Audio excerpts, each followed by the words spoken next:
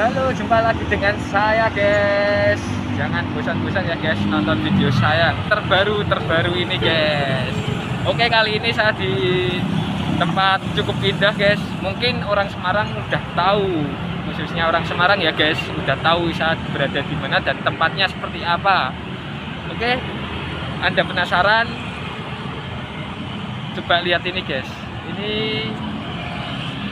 Tugu Muda Semarang guys, seperti ini guys. Tugu Muda Semarang seperti ini guys. Kalau malam seperti ini guys. Dan di sana juga ada Lawang Sewu guys. Itu punya legendaris guys, sejarah zaman dulu guys.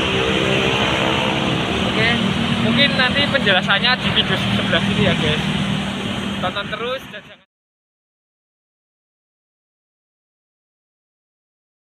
Memperingati pertempuran 5 hari di Semarang, pemerintah kota Semarang pada tanggal 10 November tahun 1950, membangun Tugu Muda sebagai monumen peringatan.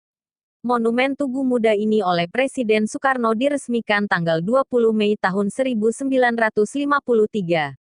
Bangunan bersejarah ini terletak di pertemuan jalan protokoler kota Semarang yang banyak merekam peristiwa penting selama 5 hari pertempuran. Jalan-jalan protokoler itu adalah Jalan Pemuda, Jalan Imam Bonjol, Jalan Dr. Sutomo, dan Jalan Pandanaran, serta bangunan bersejarah Gedung Lawang Sewu yang dikenal dengan wisata misterinya. Selain pembangunan Tugu Muda, nama Dr. Karyadi diabadikan sebagai nama salah satu rumah sakit di Semarang yang menjadi tempat awal perjuangan pemuda dalam insiden pertempuran 5 hari di Semarang. Tugu Muda Semarang terletak di tengah persimpangan Jalan Pandanaran, Jalan Meger Sugija Pranata, Jalan Imam Bonjol, Jalan Pemuda dan Jalan Dr. Sutomo. Sebelah utara tugu ini terdapat Gedung Pandanaran yang kini menjadi perkantoran pemerintah kota Pemkot, Semarang. Di sebelah timur terdapat Lawang Sewu, di sebelah selatan berhadapan dengan Museum Mandala Bakti, dan sebelah barat terdapat Wisma Perdamaian yang merupakan rumah dinas Gubernur Jawa Tengah. Tugu Muda merupakan sebuah monumen bersejarah kota Semarang yang dibangun untuk mengenang pertempuran 5 hari di Semarang. Pertempuran ini adalah perlawanan terhebat rakyat Indonesia terhadap Jepang pada masa transisi.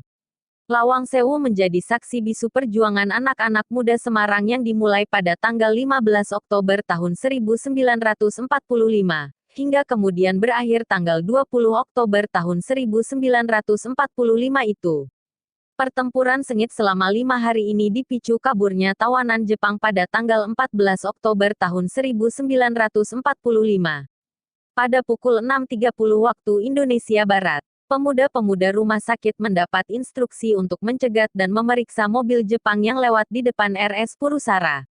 Mereka menyita sedan milik Kempetai dan merampas senjata. Sore harinya, para pemuda ikut aktif mencari tentara Jepang dan kemudian menjebloskannya ke penjara Bulu, sekarang LP Wanita Bulu, Kota Semarang.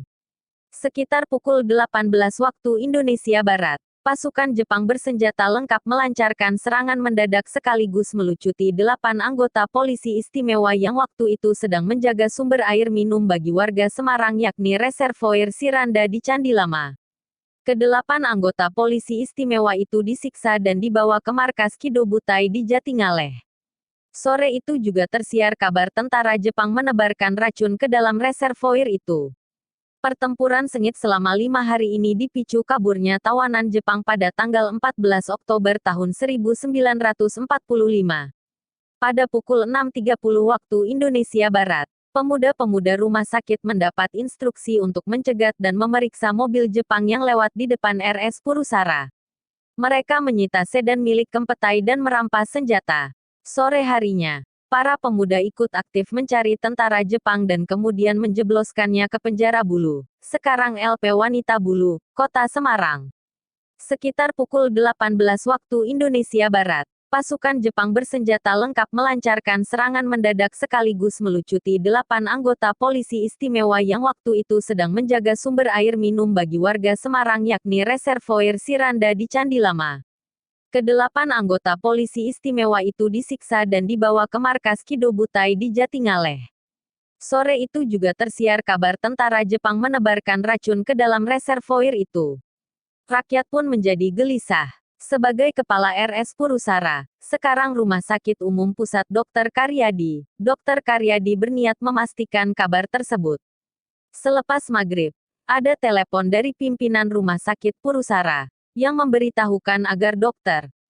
Karyadi, Kepala Laboratorium Purusara segera memeriksa reservoir Siranda karena berita Jepang menebarkan racun itu. Dr. Karyadi kemudian dengan cepat memutuskan harus segera pergi ke sana. Suasana sangat berbahaya karena tentara Jepang telah melakukan serangan di beberapa tempat termasuk di jalan menuju ke reservoir Siranda. Istri Dr. Karyadi, Sunarti mencoba mencegah suaminya pergi, namun gagal. Ternyata dalam perjalanan menuju reservoir Siranda itu, mobil yang ditumpangi Dr. Karyadi dicegat tentara Jepang di Jalan Pandanaran. Bersama tentara pelajar yang mensopiri mobil yang ditumpanginya, Dr. Karyadi ditembak secara keji. Ia sempat dibawa ke rumah sakit sekitar pukul 23.30 waktu Indonesia Barat. Ketika tiba di kamar bedah, keadaan Dr. Karyadi sudah sangat gawat. Nyawa dokter muda itu tidak dapat diselamatkan. Ia gugur dalam usia 40 tahun 1 bulan. Pada tanggal 28 Oktober tahun 1945, Gubernur Jateng Merwongso-Negoro meletakkan batu pertama pembangunan monumen ini di dekat alun-alun. Namun karena pada November tahun 1945 meletus perang melawan Sekutu dan Jepang, proyek ini terbengkalai. Kemudian tahun 1949, Badan Koordinasi Pemuda Indonesia, BKPI, memprakarsai pembangunannya kembali. Namun upaya ini pun gagal karena kesulitan dalam hal pendanaan. Pembangunan baru berjalan lancar ketika pada 1951 Wali Kota Semarang Hadi Subeno Sosrowerdoyo membentuk Panitia Tugu Muda. Lokasi pun dipindah dari alun-alun ke lokasi sekarang. Desain tugu dikerjakan oleh Salim, sedangkan relief pada bagian bawah digarap seniman Hendro. Batu-batu didatangkan dari Kaliurang dan Pakem Yogyakarta. Tanggal 10 November tahun 1951 diletakkan batu pertama oleh Gubernur Jateng Budiono dan pada tanggal 1953 bertepatan dengan Hari Kebangkitan Nasional Tugu Muda diresmikan oleh Presiden Soekarno. Tugu Muda sempat mengalami beberapa penambahan, terutama pada kolam dan taman. Kini kawasan Tugu Muda ditetapkan sebagai kawasan cagar budaya. Penetapan itu berdasarkan Peraturan Daerah Nomor 14 Tahun 2011 tentang Rencana Tata Ruang Wilayah tahun 2011 sampai tahun 2031. Di kawasan ini terdapat bangunan bersejarah seperti Gedung Lawang Sewu, Wisma Perdamaian, Gereja Katedral, Museum Mandala Bakti, dan bangunan Pasar Bulu. Semua ini untuk mengenang perjuangan yang bersejarah di tanah Indonesia. Terima kasih sudah menonton, jangan lupa subscribe, like, dan komen video ini. Dukungan Anda semangat saya. Selesai. Oke guys, terima kasih yang sudah nonton, dan terima kasih yang sudah subscribe channel saya. Mohon dukungannya ya guys, dukungan Anda semangat saya guys. Dan jangan lupa di komen ya guys, dan di share. Bye bye.